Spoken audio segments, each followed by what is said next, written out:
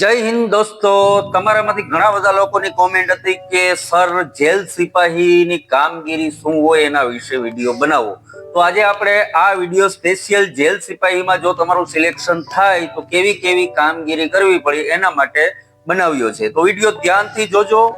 Video ગમે તો like કરી દેજો, જરૂર ચેનલને જરૂર સબસ્ક્રાઇબ કરજો અને અન્ય લોકોને આ વિડીયો જરૂર શેર કરજો. તો ચાલો વિડીયો શરૂ કરીએ. જેલ સિપાહી એટલે નામ ઉપર જ તમને ખબર પડી જાય કે તેમને કામ શું કરવાનું છે. જેલને લગતું દરેક જિલ્લામાં એક ખાસ જેલ હોય છે જ્યાં પાકા કામના કેદી અને કાચા કામના કેદી કોર્ટ દ્વારા મોકલવામાં આવે છે અને તે કેદીઓનું દેખરેખ કરવાની હોય છે. હવે તમને એવું થતું હશે કે ભાઈ આ પાકા કામ ને કાચા કામ એ વળી શું? તો મિત્રો, કોર્ટમાં કેસ કોઈ પણ ચાલુ હોય અને એ કેસ સાબિત થાય ને જો આરોપીને સજા મળી જાય કોર્ટ દ્વારા અને સજા રૂપે ધારો કે 3 વર્ષની જેલ થઈ અને એ કેદીને જ્યારે જેલમાં મોકલવામાં આવે ત્યારે એને પાકા કામનો કેદી કહેવાય, જેના ઉપર કેસ સાબિત થઈ ગયો છે અને જેને સજા પડી ગઈ છે. કાચા કામનો કેદી એટલે કે પોલીસે કોઈ આરોપીને પકડ્યો કોઈ ગુના માટે, પછી એને કોર્ટમાં લઈ ગયા, કોર્ટ જો એના જામીન મંજૂર ના કરે અને જેલ હવાલે કરે જ્યાં સુધી એનો કેસ કોર્ટમાં ચાલુ હોય અને એ દરમિયાન એ વ્યક્તિ જેલમાં રહી જામીન ના મળતા તો એને કાચા કામનો કેદી કહેવાય, જ્યાં સુધી એની ઉપર એ આરોપ કોર્ટ દ્વારા સાબિત ના થઈ જાય. બરાબર છે? તો એટલું ફાઇનલ થઈ ગયું. હવે જેલ સિપાહીના કેટલા કામ હોય ને એના વિશે ચર્ચા કરીએ. તો જેલ સિપાહીનું બેઝિક કામ હોય છે કે જેલની અંદર રહેલા કેદીઓનું ધ્યાન રાખ, તે કોઈ ભાગવાનો પ્રયાસ ના કરે અને અંદર શિસ્તનું વાતાવરણ જળવાઈ રહે ને એનું ધ્યાન રાખવું. કેમ કે મિત્રો, જેલની અંદર જે લોકો છે એ બધા કોઈને કોઈ ગુનામાં આવેલા હોય એટલે શિસ્તનું ધ્યાન રાખવું પડે કે કોઈ ઝઘડો ના કરે, કોઈ બીજા ઇસ્યુ ના થાય. બરાબર છે? એક મહત્વનું કામ એ હોય છે જેલ સિપાહીનું ચેકિંગ. જ્યાં કેદીઓ રહેતા હોય તે કેદીઓની ગણતરી નિયમિત કરવાની સવાર સાંજ, કે કોઈ ઓછું તો નથી ને ભાઈ. પ્લસમાં જે સેલમાં કેદીઓ રહેતા હોય તે સેલની બરાબર તપાસ કરવાની કે કોઈ શંકાસ્પદ વસ્તુ, કોઈ હથિયાર, કોઈ મોબાઈલ, કોઈ વ્યસન તો ના મળીને આવે ને. પછી જેલમાં કેદીઓને મળવા આવતા પરિવારજનો, વકીલો કે જેલમાં કોઈ ફંક્શન હોય ત્યારે કોઈ જો મહેમાન આવતા હોય તો તેનું બરાબર ચેકિંગ કરવું. તેને અંદર ફોન કે અન્ય વસ્તુઓ લઈ જવું અલાઉડ હોતું નથી એના માટે.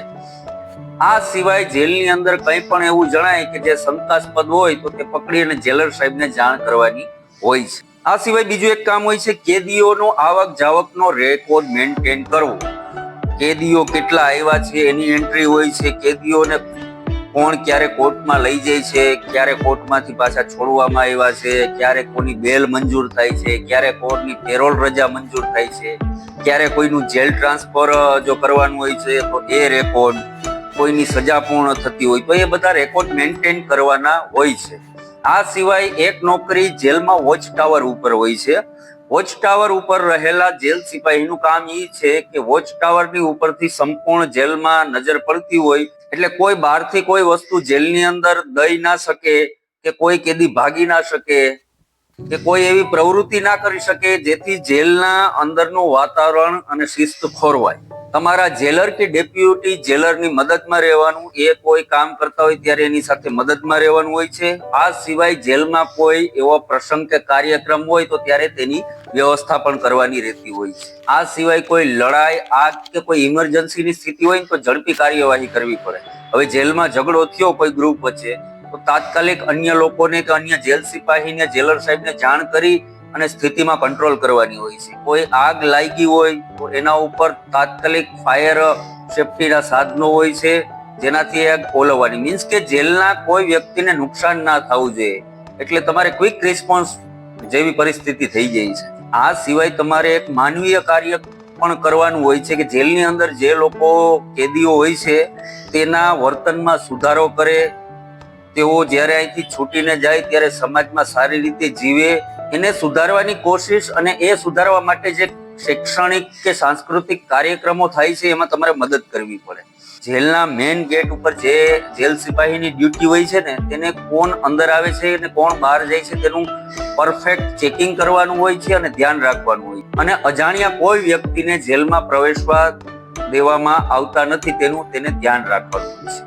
ગેટની અંદર જ એક ટેબલ હોય છે, જ્યાં આવક જાવકનો રેકોર્ડ હોય છે. કોઈ કેદીને લઈ આવ્યા તો તેની પાસેથી કોઈ રૂપિયા કે કોઈ અન્ય વસ્તુ હોય તેને જમા લેવાની હોય છે, અને તે જ્યારે છૂટે ત્યારે તેને પાછી પરત કરવાની હોય છે. આ સિવાય એક બીજી ડ્યુટી કે જેમાં આરોપીની શરીર સ્થિતિ ચકાસવામાં આવે છે. કોઈ બહારથી કેદી મોકલો હોય તો તેની પૂરતું ચેકિંગ કરવાનું હોય છે કે તે કઈ વસ્તુ છુપાવીને તો નથી લેવો ને, દાખલા તરીકે કોઈ વ્યસનની વસ્તુ, કોઈ હથિયાર, કોઈ સેલફોન, એ બધું ધ્યાન રાખવાનું હોય છે. જેલમાં મેઇન વસ્તુ આ જ ધ્યાન રાખવાની હોય છે કે જેલમાં વ્યસન મળતું ના હોય ને, એટલે મોસ્ટ ઓફ વ્યસનની તસ્કરી થતી હોય છે. બહાર કોઈ કેદી પાર્ટીમાં ગયા ને ક્યાંયથી કઈ હાથમાં આવી ગયું તો એ અંદર લઈ જવાની કોશિશ કરે. આ સિવાય નાના મોટા હથિયારો રાખતા હોય છે કે ક્યારે કોઈ ઝઘડો થાય તો તે હથિયારનો ઉપયોગ કરી શકે. એટલે તમારે લોકોને સેલફોન, હથિયાર અને વ્યસનનું પૂરતું ધ્યાન રાખવાનું કે જેલની અંદર પ્રવેશી ના શકે. આ સિવાય જ્યારે જેલના કેદીઓનો જમવાનો ટાઈમ હોય છે ત્યારે તમારે પૂરતું ધ્યાન રાખવાનું કે બધા સમયસર અને લાઈનબદ્ધ રીતે સારી રીતે જમી લે અને કોઈ ઝઘડો ના કરે. રાશન વ્યવસ્થાની દેખરેખ કરવાની હોય છે. કેટલું રાશન આવ્યું, કેટલું ઉપયોગ થયું છે, કેટલું ઘટે છે, એની સમયસર તમારે જાણ કરીને મગાવવું પડે. જેલની સાફ સફાઈ બરાબર થાય છે સેલની કે નહીં, એની તમારે દેખરેખ રાખવાની હોય છે. મીન્સ કે જેલ સિપાહીનું કાર્ય એ છે કે એ ભલે કેદીઓ છે પણ એ માણસ છે, અને એનું તમારે પૂરતું ધ્યાન રાખવાનું હોય છે. બરાબર છે.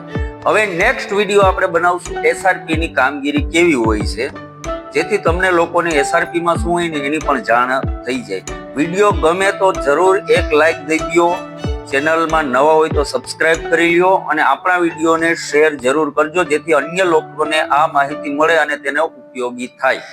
તો ફરી મળશું આવતા વિડીયોમાં. ત્યાં સુધી દોસ્તો, જય હિન્દ, જય માતાજી, જય ભારત.